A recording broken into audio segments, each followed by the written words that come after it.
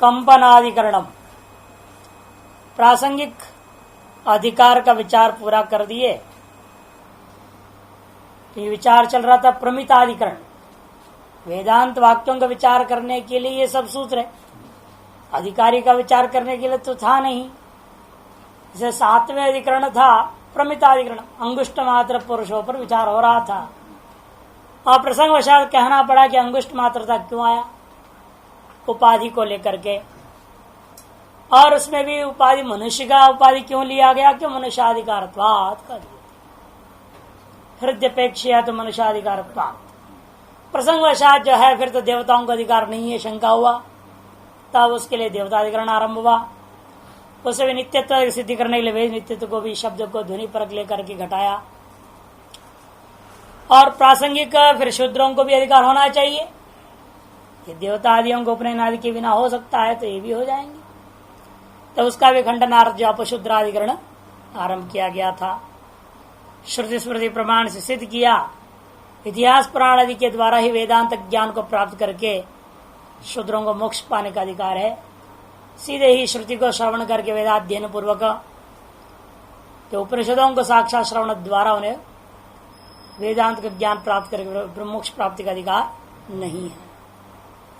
उस प्रासंगिक अधिकार विचार समाप्ति के पश्चात फिर आरंभ होता है कंपनाधिकरण।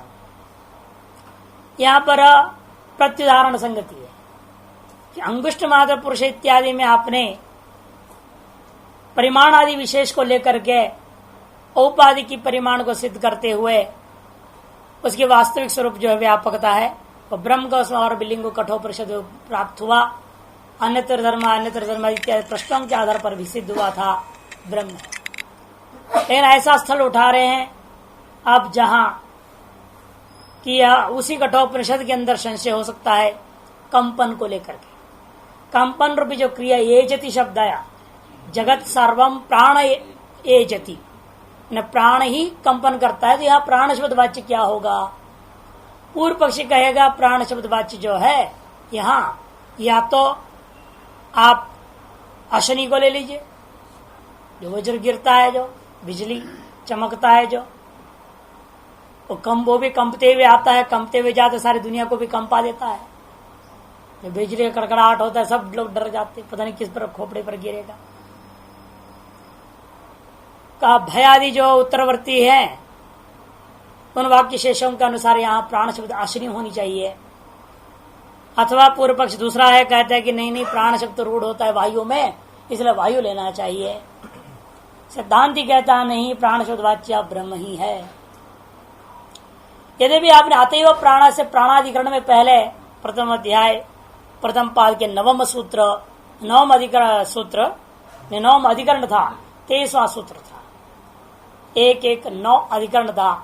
सूत्र 23वें में अतएव प्राण सूत्र के द्वारा प्राणाधिकरण करते हुए सिद्ध किया था प्राण ही ब्रह्म है। फिर यहाँ क्यों बोलना है, फिर अधिकरण क्यों आरंभ कर रहे दोबारा? कहते यह फिर यदि ऐसा आशंका है तो उसी का विस्तारार्थ मान लीजिए, उसी का विस्तारार्थ है, तब तो वहां पर जो दृष्टांत संगति माननी पड़ेगी। और अंगुष्ठ पुरुष के विरुद्ध में कह रहे हैं कि वहां स्पष्ट लिंग था या अस्पष्ट लिंग होने के नाते लिया गया है। अतएव प्राण का विस्तार नहीं हो सकता है कि वहां तो स्पष्ट ब्रह्मलिंग था या अस्पष्ट ब्रह्म वाक्य ये, अतः उसका विस्तार मानना उचित नहीं है। ऐसे कहने वालों के दृष्टिकोण से यहाँ प्रत्युदाहरण संगति बन जाता है।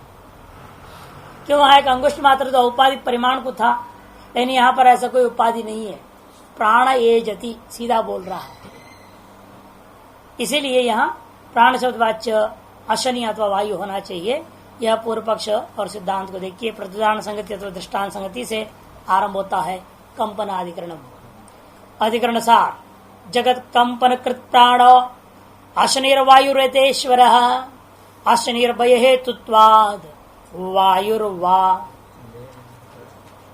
देह चालनात् वेदनाद अमृतत्वोक्तेर ईशुअंतर्यामि रूपतः भय हेतुश्चालनन्तु सर्वशक्तियुतत्वतः।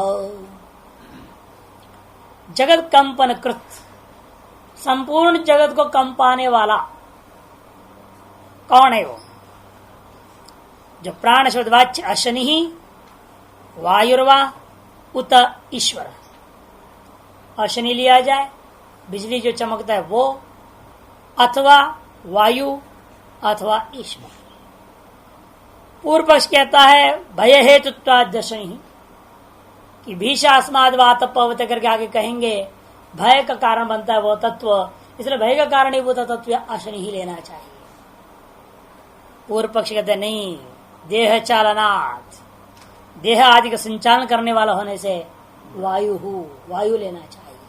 वायुर्वा देह चालनात्। सिद्धांत कहते नहीं, वेदनात् अमृतत्वोक्ते ईशो अंतर्यामी रूपतः। वेदनात्, इस प्राण तत्व को जानने से अमृत हो जाता है, ऐसे कह दिया। एतद् विदुर अमृतास्ते भवन्ति, उसी वाक्य का शेष में है। इसको जो जानेगा वो अमृत हो जाता है, कह दिया। अश्विनी को जानने वाला या वायु को जानने वाला अमृत तो कभी हो नहीं सकता। इसे अमृत तो एक हेतु। दूसरा, ईशो अंतर्यामी रूपतः, और वह ईश ही लेना चाहिए कि अंतर्यामी रूप से सभी के भीतर रहकर सभी को कंपा रहा है, सभी का संचालन कर रहा है, सभी के भय का कारण बना हुआ है। भय हेतु चालन तो सर्वशक्ति तत्वतः। और भय का कारण क्यों बन गया? वो अभय रूप परमात्मा भय का कारण बन गया है, और अचल रूपा परमात्मा चलन का कारण कैसे बनेगा? तब कहते वहां सर्वशक्ति तत्वतः, माया रूप सर्वशक्ति को लेकर के ये सब कहा जाता है। और भय का कारण है वो जो है संचालन करने वाला है, इत्यादि व्यवहार होता है। सूत्र आता है कंपना। ये इदं किंच जगत सर्वम एजति प्राण एजति निसृतम। इदं निसृतम जगत सर्वं किंच, यदिदं किंच, जो कुछ भी यहाँ पर निसृतम उत्पन्न, जो इस सृष्टि के अंदर उत्पन्न जो कुछ भी आप अनुभव कर रहे हैं, इस जगत को प्राण ही कंपाता है, अर्थात प्राण ही संचालन करता है। महद भयम वज्रम उद्यतम, और प्राण कैसा है? महान भय का कारण है, महान भय रूप है वो। और हाथ में वज्र को उठाए हुए, वज्र के समान जो है, वज्रम उद्यतम, वज्र को उठाए हुए के समान चलता है, अतएव जो सब उसे डरते हैं। ये तद्विदो, जो इसको जानते हैं वे अमृतास्ते भवन्ति, ऐसा मंत्र है। इस मंत्र में प्राण यदि शब्द को लेकर पूर्व पक्ष कहता है कंपना, सकल संसार का कंपन करा देने वाला होने से यहाँ प्राण शब्द वाच्य सिद्धांति कहते हैं कंपनात्मा ने परमात्मा होनी चाहिए। एतादृश कंपन का कारण परमात्मा ही हो सकता है, वैसे जो है अन्य जो कार्यभूता अश्विनी या कार्यभूता वायु नहीं हो सकता। भाष्यकार कहते हैं अवसित प्रासंगिक को अधिकार विचार, प्रासंगिक जो अधिकार का विचार चल रहा था वह समाप्त हो गया। प्रकृतम एवं इदानीं वाक्यार्थ विचारणाम प्रवर्तिष्यामः, इसलिए जिसके लिए यह ब्रह्मसूत्र प्रकृत था, क्या वेदांत वाक्यार्थों का विचार करने के लिए, वही विचार को दोबारा हम आरंभ करने जाते हैं। प्रवर्तिष्यामः इदं किंच जगत सर्वं प्राणयेजति निसृतं महत् भयं वज्रमुद्यतं एतद्विदुरमृतास्ते भवन्ति। ये कठोपनिषद का मंत्र है, यही यहाँ पर विषय वाक्य है कि एजति एज्री कंपनी धातु है, कंपन रूप हेतु दिख रहा है। एतद् वाक्यम एज्री कंपनी धातर्थानुगमात् लक्षितम, इस वाक्य को सूत्र के द्वारा लक्षित कर दिया गया। कंपनात् एज्री कंपने, इस धातुत्व का द्वारा बोध करते हुए लक्षित कर दिया गया कि जो है यह अधिकरण का विशेष वाक्य यही होगा, एजति निसृतम। अस्मिन् वाक्ये सर्वमिदं जगत प्राणाश्रयं स्पंदते महच्च किंचित भय कारणं वज्रशपितम उद्यतम तद विज्ञानाच्च अमृतत्व प्राप्ति श्रूयते। इस वाक्य में तीन बातें देखने को मिल रहा है। पहली बात तो यह है, यह संपूर्ण जगत कोई प्राण में आश्रित है, जो कि वह प्राण इसको संचालन कर रहा है। दूसरी बात, कोई महान भय का कारण है, वज्र शब्द से स्पष्ट लक्षित किया गया है। उसको उठाए हुए चलते हुए आदमी को देखकर जैसा लाठी लेके चल रहा है तो वैसा कुत्ते भोंगने लग जाते, डरते हो, उसने ही हमको मारेगा लगता है, गाय भाग जाते हैं, भय का कारण बन जाता है। वज्र उद्यत मने उठा, हाथ में उठाए हुए वज्र को चल रहा है, ऐसे जो शब्दावली है इससे लगता है कोई महान भय का कारणभूत वस्तु ही है। और तीसरी बात यह है इस वाक्य में कि उस तत्व का विज्ञान से जेतारस महान भय का कारण है और जो है प्राण का आश्रय, प्राण रूपी आश्रय को धारण करता हुआ स्पंदन का कारण है, वो जो उसको जानने से अमृतत्व की प्राप्ति कही गई है। ये तीन बात इस वाक्य में शुद्ध है। तत्र कोसो प्राण, लेकिन तीनों बातें घट जाएं, ऐसा वस्तु लेना पड़ेगा ना। प्राण शब्द वाच्य वो चीज लेनी पड़ेगी जिसमें तीनों बात घटनी चाहिए। सारा जगत को वो संचालन भी कर रहा हो, चालक बन जावे, कंपन का कारण बने और भय का कारण भी हो, उधर जी उसको जानने से अमृत प्राप्ति भी हो। ये तीनों बात घटनी चाहिए। ऐसे वस्तु को यहाँ प्राण शब्द वाच्य मानना है। तो इसलिए पूछ रहे तथा कोसो प्राण किंद भयानकम वज्रमिति अप्रतिपत्ति है। और वज्र तुल्य अत्यंत भयंकर का भयानक का जो है वह तत्व क्या है, यह तो स्पष्ट न होने पर विचारे क्रियमाणे प्राप्त तावत प्रसिद्ध है पंचवृत्तिर्वायु प्राण इति। जब विचार किए बिना जो है सीधे सीधे शब्दार्थ बोध नहीं हो पाया ना, प्राण शब्द वाच्य क्या लेना है, ऐसा महान भयानक वस्तु, वह बात किसी की समझ में सीधे सीधे शब्द को वाक्य को पढ़ने से अर्थ प्रतिपत्ति नहीं हुई। तो विचारे क्रियमाणे, विचार किए जाने पर प्राप्त क्या होता है, अत्यंत प्रसिद्ध जो पंचवृत्त्यात्मक वायु हो प्राण इति। प्रसिद्ध रेवच अशनिर वज्रम स्यात्, और प्रसिद्धि रूपी हेतु को लेकर के ही अशनि भी, क्योंकि वज्र शब्द साफ है, बिल्कुल स्पष्ट वज्र शब्द श्रुत है, उसके आधार पर अशनि को ले लीजिए आप। वायुश्चेद महात्म्यम संकीर्त्यते, अतः वायु के महात्म्य का संकीर्तन है, समझो वहां खत्म। वेदांत एक देशी पूछता है, अरे ऐसे कैसे कह रहे हो, वायु का महात्म्य ये है, सर्वम इदं जगत पंचवृत्तो वायु प्राण शब्दिते प्रतिष्ठाय एचति। इसलिए इसका महत्व माना जाएगा कि प्राण में ही ये संपूर्ण जगत पंचवृत्त्यात्मक जो वायु रूपा प्राण में ही प्राण शब्द जो वायु है उसी में प्रतिष्ठित होकर के ये प्रतिष्ठाय एजति। तो प्रतिष्ठित होकर के इसी को कम पारा ऐसा मानना चाहिए। ये संपूर्ण जगत पंचवृत्ति वाले प्राणात्मक वायु में ही रह करके प्रतिष्ठित होकर के एजति, कंपते मैंने अपने अपने व्यापार करते, क्रियाशील हो जाते। कंपनी का मतलब क्रियाशील होना, अपना अपना व्यवहार करना।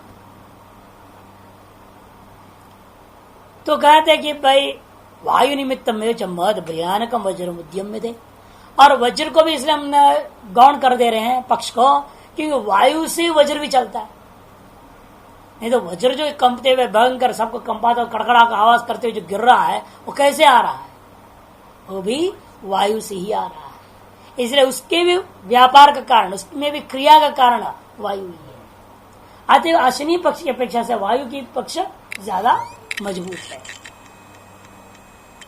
वायु निमित्तम में महद भयानकम वज्रम उद्यम्यते, उद्यम करता है, उद्यम ने उसका व्यापार करता है, क्रियाशील हो जाता है और जगत में आना जाना होता है उसका।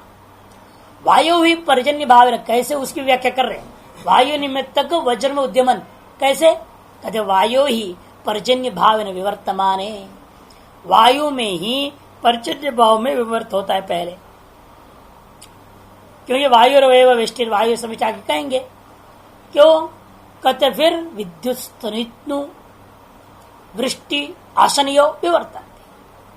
पहले वायु में पर्जन्य भाव रूपा एक कार्य सिद्ध होता है, बादल बनते हैं, फिर वही बादल विद्युत गड़गड़ाहट रूपा आवाज, उसके पश्चात वृष्टि और बिजली का चमक, ये सारी चीजों के रूप में कार्य परिणत होते जाता है। पहले आकाश में ये वायु क्या करता है, जो सूर्य तक वाष्प बना रहा है, सबको खींच रहा है अपने तरफ, फिर उनको एकत्रित करना, संगठित करने का काम वायु का है। वायु इधर उधर चलेगा सब बिखर जाएंगे, वर्षा होगी नहीं, कुछ होगा नहीं। वायु का काम है कि वो उसको ऐसा घूमता है, इसको कहते हैं मानसून विंड्स, अंग्रेजी भाषा में बोलते हैं। हाँ, ठंडा भी कर देता है और उसको एकत्रित कर देता है उन कणों। अब वो जो विशेष हवाएं जो इसी ऋतु काल में होते हैं, वो उसको इकट्ठा करते हैं, ठंडा भी करते हैं, उसको ऐसे फिर नीचे लाते हैं, ताप के कारण से वो वर्षा होने शुरू होता है। तो ये जो प्रक्रिया है ये सब वायु में ही हो रहा है, वायु से प्रेरित होकर के ही हो रहा है। इसलिए कहते हैं पहले पर्जन्य भावेन विवर्तमाने सती विद्युस्तनैत्नु वृष्टि आशनयो विवर्तन्ते त्याचक्षते। यही लोक में कहते हैं लोग, वायु पर्जन्य भाव से पहले वर्तमान होता है। यदि बीच में अग्नि तत्व है ना, वायु अग्नि जल, लेकिन उसका अब लक्षित नहीं करे क्योंकि अग्नि रूपेण वही वायु ने आदित्य को प्रेरणा दिया और आदित्य ने उसका संग्रहण किया है, फिर उसका संघटन करने का काम फिर वायु ही कर रहा है। इसलिए अग्नि रूपेण सूर्य है, वही वायु अग्नि का, क्योंकि अब वायु का कार्य अग्नि है और अग्नि का ही एक विशिष्ट कार्य है सूर्य। अतः सूर्य में भी वही वायु प्रेरित करता हुआ उस सूर्य के माध्यम से उसने संग्रहण किया, फिर वही वायु अपने ही स्वरूप से क्या किया, वो संगठन कर दिया उसको। ये सब वायु ही कर रहा है। यही लोक में जानकार लोग, समझदार लोग कहते हैं वायु विज्ञानादेव च इदम अमृतत्वम। इसलिए वायु का विज्ञान से ही यह अमृतत्व माननी चाहिए, क्योंकि अन्य श्रुति भी कहती है तथा ही श्रुत्यंत्रम वायुरेव विष्टिर वायु समष्टिर अपपन नृत्यम जयति य एवं वेदयति। वायुरेव विष्टि, वायु समष्टि, वायु ही व्यष्टि है, वायु ही समष्टि है, और जो उस वायु को जानता है वह ये एवं वेद पुनर्मृत्युंजयति। वो जो पुनर्मृत्यु की प्राप्ति होती, जो बारंबार जन्म मरण होता है, उससे वो पार हो जाता है, अर्थात अमृत भाव को प्राप्त करते सिद्ध हो गया। तस्माद वायुरयम यह प्रतिपत्तव्य इति। इसलिए अशनि की अपेक्षा से वायु पक्ष प्रबल है, इसलिए वायु ही यहाँ प्राण शब्द वाच्य होना चाहिए, ऐसा वह सभी को ज्ञान होता है। एवं प्राप्ते ब्रूमः, ऐसा पूर्व पक्ष का प्राप्त सिद्धांत कहते नहीं की ब्रह्मैव इदम यह प्रतिपत्तव्यम। ब्रह्म ही यहाँ पर जो है, इदम माने प्राण शब्द वाच्यम प्रतिपत्तव्यम, प्राण शब्द वाच्य ब्रह्म ही है, ऐसे इस वाक्य में आपको ग्रहण करना चाहिए। अतः पूर्वोत्तरालोचनात् कर दिया। ये मंत्र जो था वायुरेवष्टि, ये बृहदारण्यक का था, 3-3-2 का था, बृहदारण्यक 3-3-2। तो ब्रह्मयोइदम यह प्रतिपत्त्यम कुतः पूर्वोत्तर आलोचनात् हेतु है। ये भी सूत्र में हेतु नहीं था, कंपनात् केवल सूत्र केवल विषय वाक्य को संकेत किया, सूत्र केवल विषय वाक्य को संकेत करके खत्म हो गया। और हेतु इसलिए भाष्यकार अपने तरफ से दे रहे हैं। यहाँ क्या हेतु है पूर्व खंडन करने में, कहते पूर्वोत्तर आलोचना। ये हेतु पूर्वोत्तर योर ही ग्रंथ भागयोर ब्रह्मैव निर्दिश्यमान उपलभाम है, क्योंकि पूर्वोत्तर ग्रंथ भागों पर विचार करके आप देखते हैं तो आपको पता लगता है ब्रह्म का ही निर्देश हुआ है। यही वह कथम अकस्मात अंतराले वायु निर्देश्यमान प्रतिपद्ये मही।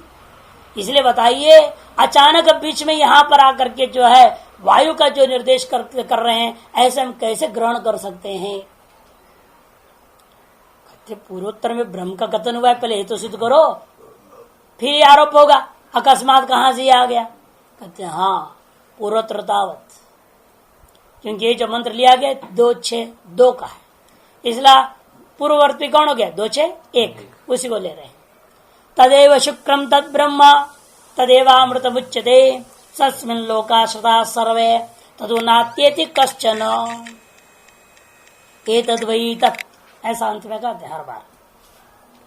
तदेव शुक्रम तत् ब्रह्म, देखो सीधे ही बोल दिया, वही शुद्ध है, वही ब्रह्म है, वही अमृत शब्द है, वाच्य है। तस्मिन् लोकाश्रिता सर्वे, उसी में समस्त लोग आश्रित हैं। तदु नात्येति कश्चन, उसको कोई भी अन्य वस्तु अतिक्रमण करके नहीं रहता। यह स्पष्ट आ गया पूर्वाक्य में ब्रह्म यदि ब्रह्मनिष्ठम तथा तदेव यहाँ पे, इसे उसी का यहाँ पर भी अनुसरण किया गया है सन्निधानात्, सन्निधि हेतु से। जगत सर्वम प्राणेजति च लोकाश्रित प्रत्यविज्ञानात्, और जगत संपूर्ण प्राण में प्रश्रित होकर के अपना व्यापार कर रहे हैं, ये जब कहते हो वहां पर लोकाश्रित ज्ञापन हो रहा है। और पूर्व में क्या किया था, तस्मिन लोका श्रुता सर्वे, ये कह चुके हैं। इसीलिए उसी का यहाँ पर अनुवाद कर दिया अगले में, जगत सर्वम कह करके प्राणे ए जति, प्राण में प्रतिष्ठित होकर के संपूर्ण जगत अपना व्यापार कर रहा है, ऐसे कह दिया। किसमें है समझ संपूर्ण जगत, उसी ब्रह्म में कह दिया पूर्व मंत्र में। इसीलिए प्राण शब्द ब्रह्म ही मानना होगा। प्रतिविज्ञाना लोकाश्रित प्रतिविज्ञा हो रहा है, निर्दिष्ट मिति गम्यते, जगत सर्व को प्राण में कथन करता हुआ लोकाश्रित प्रतिज्ञा पूर्वक ब्रह्म ही इस वाक्य में निर्दिष्ट निर्णय होता है। प्राण शब्दोपेयम परमात्मा यह प्रयुक्ता, और ऐसे और भी अधिक अन्य श्रुतियों में देखने को मिलता है, मुंडक में भी, बृहदारण्यक में, सब जगह जहाँ प्राण शब्द वाच्य परमात्मा ही है। प्राणस्य प्राणम बृहदारण्यक 4:4-18 इति दर्शनात् ये जैतृत्वमपि इदम परमात्मा उपपद्यते न वायु मात्रस्य। और ये जो येजितृत्व कंपाना, सभी को अपने व्यापार में जो है प्रवृत्त कराना, अपने अपने क्रियाओं में जो प्रवृत्त हो रहे हैं, ये तरह से प्रवर्तकत्व जो चीज है वह अभी परमात्मा में उपपन्न हो सकता है, न वायु मात्रस्य, केवल वायु में असंभव है। तथा चुक्तम, यह बात उसी कठोपनिषद में और पूर्व में जाइए 2:5 में, वहां का है 2:5 में, न प्राणे न अपाने न मर्त्यो जीवति कश्चन इतरेण तु जीवंती यस्मिन्नेतो उपाश्रितो। न तो प्राण से कोई जी रहा है, न अपान से कोई जी रहा है, इस आत्मा के कारण से सभी जी रहा है। जो भी जी रहे हैं वो आत्मा के कारण से जी रहे हैं। न प्राणे न अपाने न मर्त्यो जीवति कश्चन, कश्चन मर्त्यो न जीवति इतरेण तो जीवंते, कोई दूसरा है जिसके कारण से ये जीवित हैं। यस्मिन् नेतौ उपाश्रितो, जिनमें यह प्राण और अपान भी जो आश्रित है, ऐसा तत्व आत्मा है, ब्रह्म है, उसी को लेकर सभी जीवित हैं। इससे पूर्वत्र का हो गया। उत्तरत्रापि आगे के मंत्रों में भी आप देखें 2:6-3 का, भयादस्य अग्निस्तपति भयात् तपति सूर्य भयादिन्द्रश्च वायुश्च मृत्युर्धावति पंचमः। अस्य भयात्, इसी के शासन का भय से अग्नि अपना तापाना को कार्य करते रहता है, सूर्य भी अपना जो नित्य उदयास्त को युक्त होकर के दिन रात्रि का निर्माण करते रहता है। भय से, इसी का भय से इंद्र भी, वायु और क्या कहना, ये जो सब का मृत्यु करने वाला है वह खुद के मृत्यु का डर उसको रहता है। इसलिए मृत्यु देवता भी वो इसे दौड़ते रहता है, दिन रात लगा रहता है, 1 सेकंड लेट नहीं करता हो। यदि आप कहें अब मृत्यु देवता आ जाकर, अरे रुक जाओ भाई 2 मिनट और काम बाकी, बाद में हम आएंगे, वो नहीं सुनता। जैसे यहाँ होता है ना, आप किसी को बुलाएंगे, आओ चलो चलो करो, बस 2 मिनट अभी आ रहे हैं, रोक लेते हैं, 2 मिनट के 5 मिनट लगा देते हैं। वहां नहीं चलेगा, 1 सेकंड की भी देरी नहीं हो सकती है। दौड़ते रहता है 24 घंटा, जो है मृत्यु जो है लगा हुआ है कि हर सेकंड कोई ना कोई मर रहा है। अरे इतनी करोड़ अरबों की संख्या है जनता की, केवल मनुष्य तो नहीं है ना, पशुआदि है, कीट आदि योनियां है, और प्रति सेकंड आपके शरीर के अंदर भी कितने कीट मर रहे हैं, जी रहे हैं। ये महाश्मशान है ना, इस महाश्मशान है तो कितने जी रहे मर रहे हैं। इन सबका भी तो मृत्यु वही है ना, हिसाब किताब रखने वाला। वो कीट मर के कहाँ जाएगा, अगली योनि कौन सी मिलेगी, दोबारा कीटी बनेगा कि क्या बनेगा, वो तो ब्रह्मा जी तय करेंगे। लेकिन उसकी पुण्य पाप का निर्णय तो पहले कर देता है ना हिसाब किताब, उससे ऐसे लोगों में भेजता है। तो ये सारे जो व्यवस्था देख रहा है, जो इतने 24 घंटा क्यों लगा हुआ है, कहते हुए सब उसी का भय से। इति ब्रह्मैव निर्देक्ष्यते न वायु हो, इस मंत्र में भी ब्रह्म का ही निर्देश करना इष्ट है, वायु नहीं। सवायु कस्यो जगतो भयो हेतुत्व विधानात्, क्योंकि यहाँ पर वायु भी है ना, भयात् इंद्रश्च वायुश्च, वायु भी उसके शासन का भय से दौड़ रहा है। इसलिए प्राण शब्द वायु कैसे लोगे, कि वायु से संपूर्ण जगत का भय के प्रति कारण कर यहाँ विधान हुआ है, अतः प्राण शब्द वाच्य वायु नहीं हो सकता।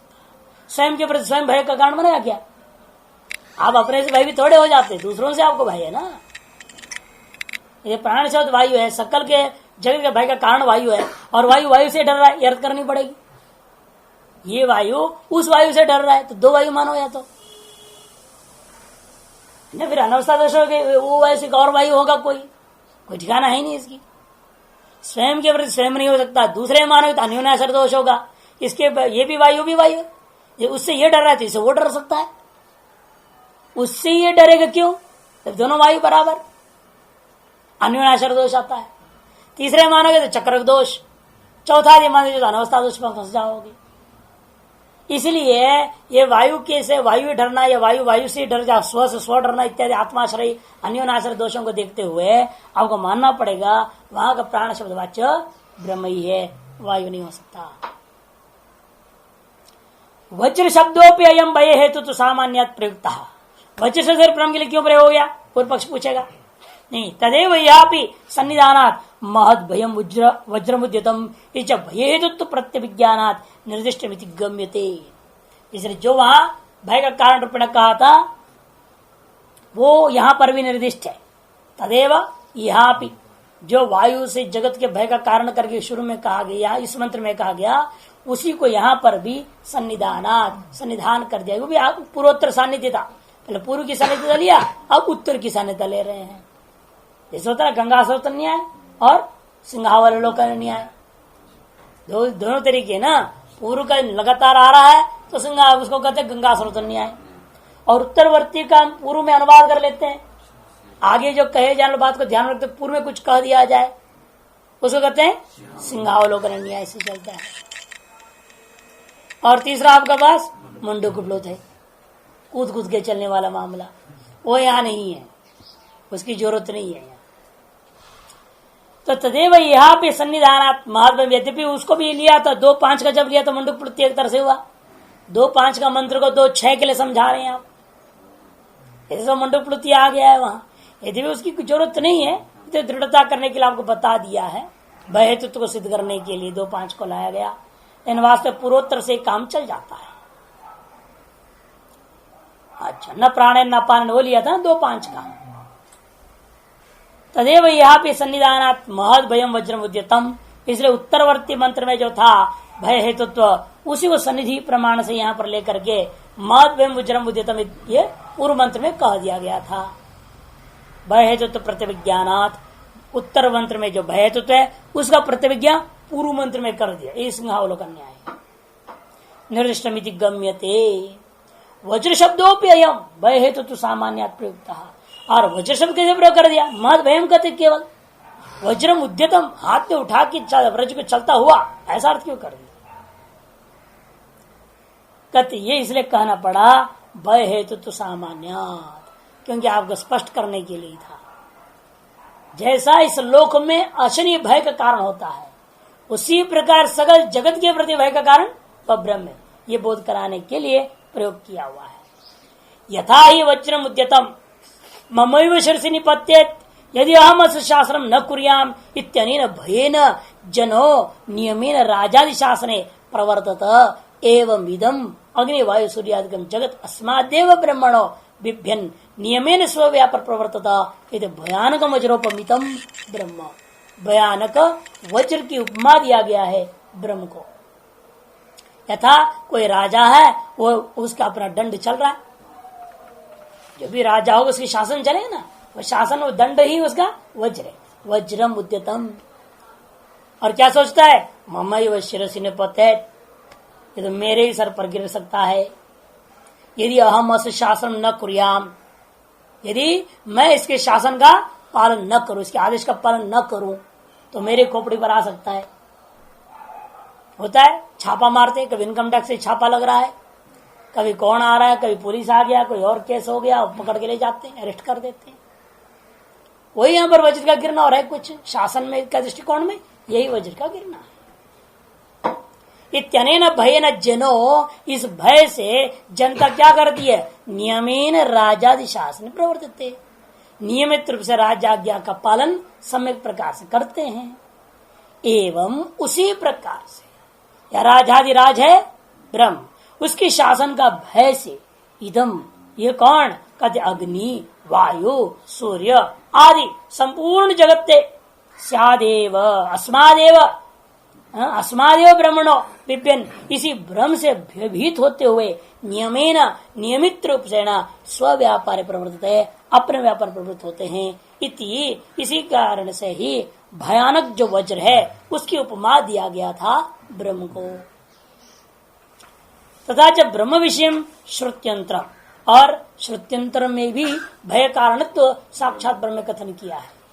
तैत्रीय में भीषास्माद वात पवते भीषोदेति सूर्य भीषास्माद अग्निश्चेन्द्रश्च मृत्युर्धावति पंचमः। अमृतत्व फल श्रवणादपि, दूसरा एक और हेतु ले रहे हैं पूर्वोत्तर आलोचना, एक हेतु दिया था ना, आप दूसरे हेतु देते हैं अमृतत्व फल श्रवणादपि। अमृतत्व का जो फल है वह श्रवण होने से मालूम हो रहा है। ब्रह्मई वैदमिति गम्यते, प्राण शब्द वाच्य ब्रह्म ही है ऐसा ज्ञापन होता है। ब्रह्म ज्ञानाध्य अमृतत्व प्राप्ति है कि ब्रह्म ज्ञान से अमृतत्व प्राप्ति होता है, वायुवादियों का ज्ञान से अमृतत्व प्राप्ति नहीं है। मुख्य अमृतत्व की प्राप्ति, गौण अमृतत्व की तो कोई बात नहीं, किसी भी चीज का ज्ञान से गौण अमृत, जिसको आप अमृत मान लो। अरे सेठ बनना ही यदि अमृत है तो ठीक है, उसकी प्राप्ति हो सकती है। लक्ष्मी की आरती उतारते रहे, करोड़ों रुपया आ जाएगा और उतार से अमृत आपने प्राप्त कर लिया। अब अमृत सापेक्ष हो जाता है वहां, लेकिन निरपेक्ष अमृतत्व जो है वह केवल ब्रह्म ज्ञान से ही होता है।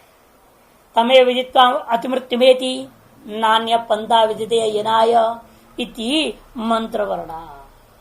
उसी को जानकर मनुष्य मृत्यु का अतिक्रमण कर जाते हैं और इससे भिन्न मोक्ष प्राप्ति का कोई अन्य मार्ग है नहीं।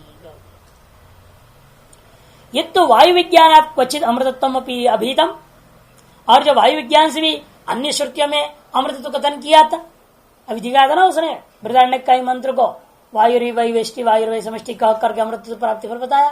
कहते तद आपेक्षिक, वह सापेक्ष अनित्य अमृतत्व है।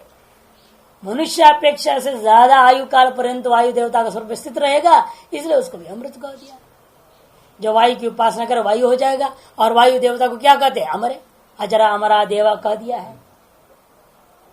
तो वह सापेक्ष अमृतत्व, लेकिन तत्रैव प्रकरणांतर करणेन परमात्मन अभिधाय अतो अन्यदार्थमिति वायवादेर आर्तत्व विधानात्। ये आप सापेक्ष है, वो कैसे निर्णय हमने ले लिया? बृहदारण्यक का उस वाक्य में कथित अमृतत्व वह सापेक्ष है, निर्णय कैसे हुआ? क्योंकि तत्रैव, वहीं पर अलग प्रकरण आरंभ कर देते हैं। प्रकरणांतर करणेन, वायुवादी की कथा जो उपासना कथन किया उसके बाद प्रकरणांतर करते हुए परमात्मा विधाय, परमात्मा का विधान किया। अभिधान करके अतो अन्यदार्थम दिया। उस वायुवाद जो इस आत्मा है, ब्रह्म है, उससे भिन्न जो कुछ भी है वायुवादी, सारा जगत आर्थ है, अनिमित्या है। यदि वायुवादेर आर्तत्व विधाना। इतना ही नहीं, इस कठोपनिषद में वापस लौटी यहीं पर प्रकरणादप्यत्र परमात्म निश्चय। यह प्रकरण किसका है? जिसमें शब्द बीच में मंत्र आए हुए हैं, परमात्मा का ही प्रकरण है। कि प्रश्न क्या था? अन्यत्र धर्माद अन्यत्र धर्माद अन्यत्र अस्मात् कृता कृताच्च अन्यत्र भूताच्च भव्याच्च यत् तत्पश्यसि तद्वद। जो धर्म से भिन्न है, जो अधर्म से भिन्न है, पुण्य पाप से रहित है, तथा इस कार्य कांड प्रपंच से भी भिन्न है, और जो भूत एवं भविष्य तथा वर्तमान काल से भी भिन्न है, ऐसे जिसे देखते हो, अनुभव करते हो, आप जानते हो, तो उसी का आप हमें उपदेश दीजिए। ऐसे जो है नचिकेत का प्रश्न है, जिसके जवाब में प्रकरण आरंभ हुआ था, और प्रश्न का तात्पर्य ब्रह्म में ही है। यदि परमात्मा ने प्रश्न था, परमात्मा के विषय में पूछा गया है। कहते ठीक है, चलिए आपने यहाँ पर प्राण की उपासना नहीं मानना चाहते हो, ब्रह्म का ही ज्ञान का विषय है, ज्ञेय ब्रह्म का ही बोधक ये बंध शब्द है, ये सिद्ध कर दिया। और एक अधिकरण लाता है वो अभी प्रत्युदाहरण संगति से। पूर्व वाला भी एक तरह से प्रत्युदाहरण संगति था।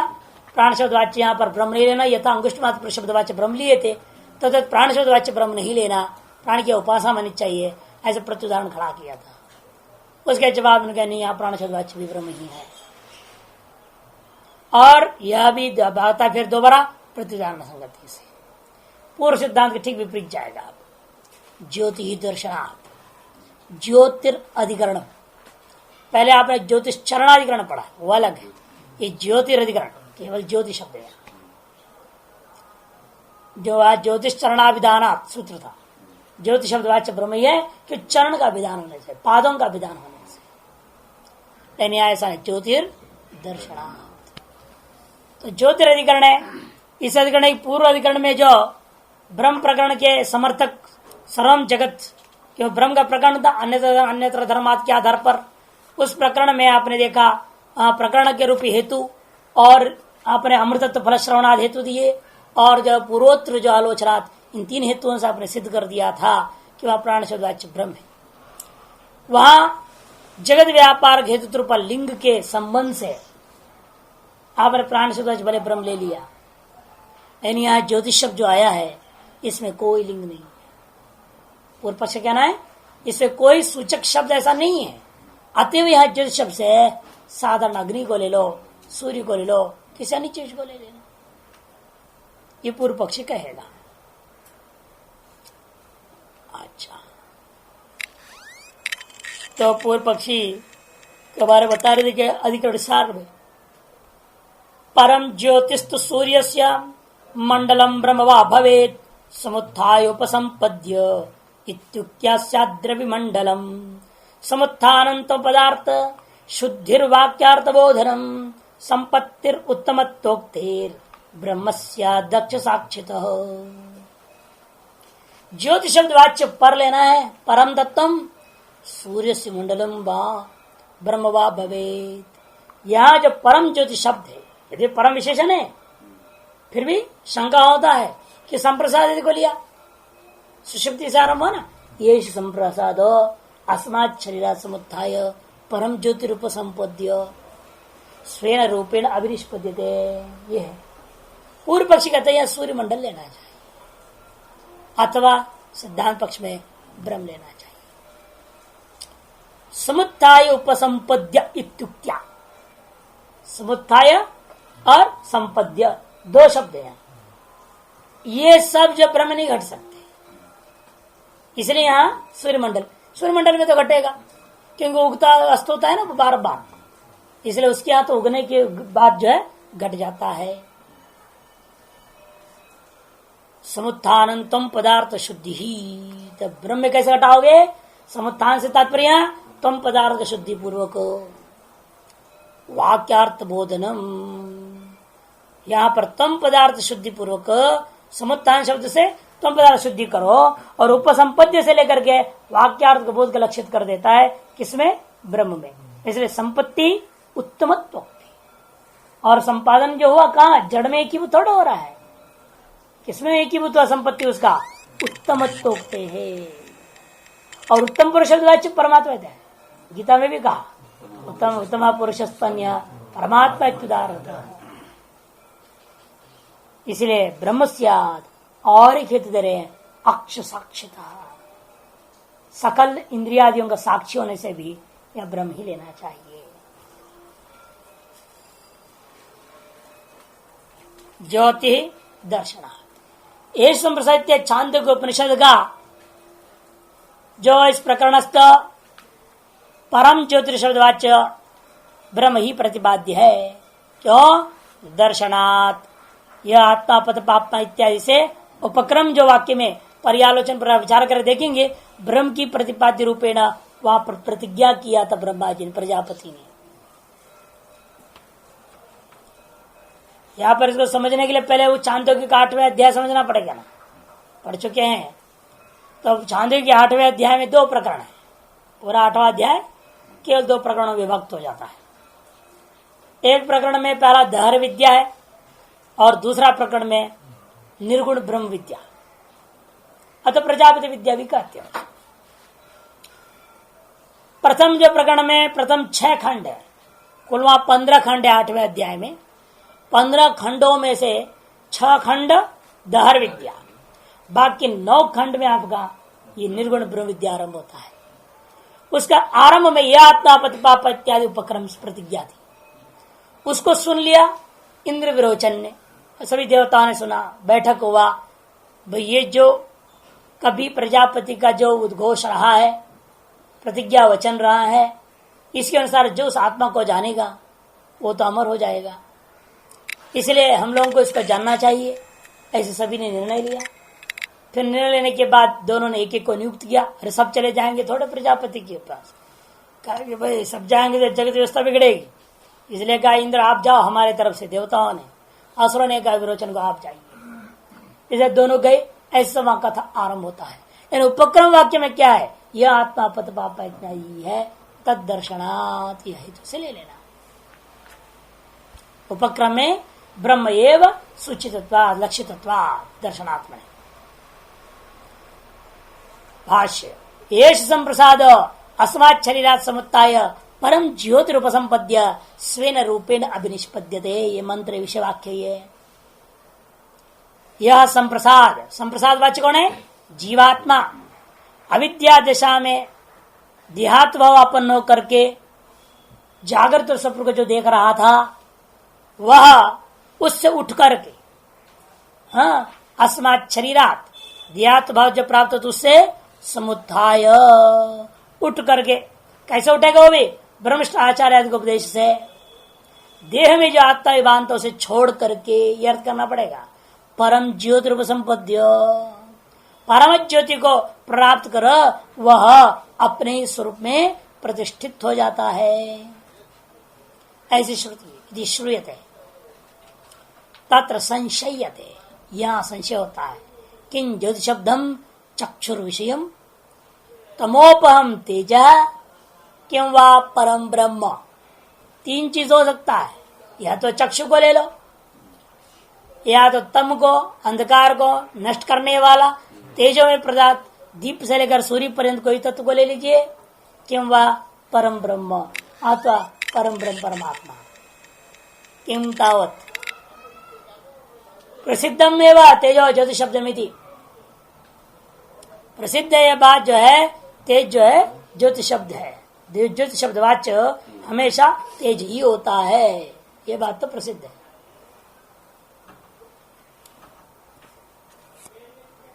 कुतः? क्यों? तत्र ज्योति शब्द से रूढ़त्वात्, क्योंकि ज्योति शब्द तेजोमय पदार्थों में रूढ़ है। कहते हैं रूढ़ भले ही हो, इन पहले तो निर्णय हो चुका है। ज्योतिष चरणाभिधानात्, स्पष्ट लिंग वाक्यों में निर्गुण ब्रह्म परक घटाते हुए ज्योतिष चरणाभिधानात् सूत्र में 1:1:24 इत्यत्र ही प्रकरण ज्योति शब्दम ज्योतिष शब्द स्वार्थम परित्यज्य ब्रह्मणि वर्तते। प्रकरण प्रमाण से ज्योतिष शब्द को आपने कहा तो स्वार्थ परित्याग करके इसको ब्रह्म में घटानी चाहिए, लेकिन न चाहिए तद्वत किंचित स्वार्थ प्रत्यय कारण दृश्यता है। पूर्व पक्षी कहता है स्वार्थ प्रत्यय वहां प्रकट प्रमाण था, लेकिन यहां ऐसा कोई प्रमाण नहीं है, इसलिए स्वार्थ परित्याग नहीं कर सकते।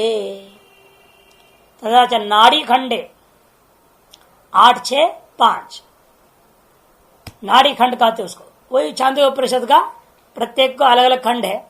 जितने खंड होते प्रत्येक खंड का अलग अलग नाम दे दिया, जिस खंड में जो विचार किया गया उससे उसका नाम हो जाता है। अतयत्तस्मात् उत्क्रामति अतैतेरेव ऋषिभिर ऊर्ध्वम आक्रमते इति मुक्ष आदित्य प्राप्तिरभीता। इस नाड़ी खंड में मुक्षु के द्वारा आदित्य की प्राप्ति कहा गया है। आते हुए ब्रह्म नहीं हो सकता। ये ब्रह्म होगा तो गमन कहां से होगा? उसको जानने वाले गमनागमन नहीं होता है ना। जो ब्रह्म को जान लिया, अत्रे सर्वे प्राणा समवलीयन्ते, उसके समस्त प्राणी यही लीन हो जाते, गमन है नहीं। और एक गमन का श्रवण है, इसका मतलब यहां ज्योति शब्द वाच्य ब्रह्म नहीं हो सकता, ये कहते अथा मैंने फिर उसके अनंतर यत्र मैंने जिस समय में एतत् यह इस शरीर से निकलकर अस्मात् शरीरात् उत्क्रामति, इस शरीर से उत्क्रमण करता है, उस समय वह क्या करता है? ये तेरेव रश्मि भी, रश्मि रूपी नाड़ियों में फैली रश्मियों से ऊपर की ओर चढ़ जाता है। ऊर्ध्वम आक्रमते, ऐसे कहा गया। तस्मात् प्रसिद्धमेव तेज ज्योतिष शब्द में थी, इसलिए प्रसिद्ध जो तेज है वही ज्योतिष शब्द वाच्य होना चाहिए। इत्यम प्राप्ति ब्रूमः, ऐसे पूर्व पक्ष प्राप्त जवाब सिद्धांत कहते नहीं, परमेव ब्रह्म ज्योतिष शब्द, पर ब्रह्म परमात्मा को ज्योतिष शब्द लेना चाहिए वाच्य। कस्मात् दर्शनात्, क्या कारण है, क्या हेतु है, तो कहते हैं कि दर्शन होने से, दर्शन का तात्पर्य अनुवृत्ति है, ब्रह्म की अनुवृत्ति सर्वत्र है। तस्य ही यह प्रकरण वक्तव्य अनुवृत्ति दृश्यते, आगे ना, क्योंकि ब्रह्म को ही इस प्रकरण में वक्तव्य रूपेण बारंबार अनुवृत्ति की, हरे खंड में एवं भूयो अनुव्याख्यास, उसी का बार बार ले रहा है। यह आत्मापद पाप अपद पापत्वादि गुणकस्य आत्मन प्रकरणादौ अन्वेष्टव्यत्वेन विजिज्ञास्तव्यत्वेन च प्रतिज्ञानात्, अपद पापत्वादि गुणों वाला आत्मा ही जो सभी के द्वारा अन्वेष्टव्य है, विजिज्ञास्तव्य है, ऐसा विशेष रूप में अन्वेषण करने योग्य और विशेष रूप में जानने योग्य तत्व है, ऐसा प्रकरण से प्रतिज्ञा किया है। उस प्रतिज्ञा पदार्थ अनुवृत्ति सब जगह हुआ। एतन्ते भूयो अनुव्याख्यास्यामि च अनुसंधानात् अशरीरं वा वसंतम न प्रिया प्रिय स्पृशतः इति च अशरीरतायै ज्योतिष संपत्तिरस्य अभिधानात्, और अशरीर भाव प्राप्ति को ही लेकर के ज्योतिष के साथ एकीभूत कहा गया। अरे सूर्य मंडल में जाओगे, सूर्य आदि को लोगे तो क्या होगा, वहां सशरीर ही रहोगे, अशरीर भाव को तो प्राप्त करोगे नहीं। अशरीर भाव की प्राप्ति तभी होगी जब वो ब्रह्म के साथ एकीभूत होता है। इसलिए यहाँ जो गमन पूर्वक ज्योति का संपत्ति, ज्योति रूप संपद्य है ना, ज्योति के साथ एकीभूत होना, ये जो चीज है वह उसी जो शब्द वो चीज लेना पड़ेगा जिसे फलश्रुति बन जाए, अशरीर भाव की प्राप्ति हो। ऐसी ज्योतिष तत्व के साथ आपके तादात्म्य हो जाना चाहिए, एकीभूत हो जाना चाहिए, जिसका फलस्वरूप आप अशरीर भाव को प्राप्त कर सकें। और यह बात तब संभव है जब ज्योतिष शब्द वाच्य आप ब्रह्म लेंगे, सूर्य आदि को नहीं। ब्रह्म भावाच्य अन्यत्र अशरीरता अनुपत्ति है, क्योंकि ब्रह्म भाव की प्राप्ति से भिन्न विषयों की प्राप्ति होने में अशरीरता की उपपत्ति नहीं हो सकती। और परम ज्योति स उत्तम पुरुष, परम ज्योति यहाँ पर आया 8:1 में, और 8:12 में देखो स उत्तम पुरुष कह दिया। यह आत्मापदपात्मा स उत्तम पुरुष, उसको पीछे परम ज्योति शब्द से भी कह दिया। इस तरह से च विशेषणात् 6:1 में यह आत्मापद पापमा था। 6:1 लेना चाहिए, 6 नहीं 8 में ना, 8वें अध्याय, 6 नहीं 8वां अध्याय, ठीक है। 8:12 का ये था, और वो प्रतिज्ञा वाक्य कहाँ आया था, प्रतिज्ञा वाक्य तो 8:7 में है, 8:7 में है, तो 9 खंडों में है ना, वो तो 6 खंड तक तो वो हो गया आपका धर विद्या, 7वें खंड से आरंभ हुआ, तो 8:7:1 में प्रतिज्ञा वाक्य यह आत्मापद पाप में आया था। फिर 8:12:3 में था ये संप्रसाद अस्माचरा समुत्थाय, 8:12:3 की है, और 8:12:3 में ही सौतम पुरुष भी आया हुआ है, 8:12:3 में ही सौतम पुरुष भी आया, और 8:12:1 में अशरीरम व वसंतम कहा गया था। उन सबको देखते हैं 8:7, 8:9, 8:12, इनका परस्पर विशिष्ट भाव हो गया। यह आत्मा सौतम पुरुष परम ज्योति परस्पर इति च विशेषणात्। यत्तुक्तम मुमुक्ष आदित्य प्राप्त रभिता इति, लेकिन मुमुक्ष को ऊर्ध्वगमन करता आदित्य प्राप्ति जो कथन किया है वो मंत्र का क्या अर्थ करोगे फिर, क्योंकि वो भी तो है ना बीच में, वो तो 8:6 की थी, जबकि यहाँ की है नहीं, 8:6 में आया हुआ है वो। लेकिन वो जो यहाँ पर भी घटाना चाहता है ज्योतिष शब्द को लेकर करते हुए, तब कहते नहीं न सब आत्यंतिक मोक्ष गत्युत्क्रांति संबंधात, वह आत्यंतिक मोक्ष का अमृतत्व नहीं है, क्योंकि जो है वहां गति और उत्क्रांति का संबंध है। नहीं आत्यंतिक मोक्ष गति उत्क्रांति स्थ इति वक्ष्यामः, इस बात को आगे और निर्णय दिया जाएगा। आत्यंतिक मोक्ष प्राप्ति में न गति है न उत्क्रमण है।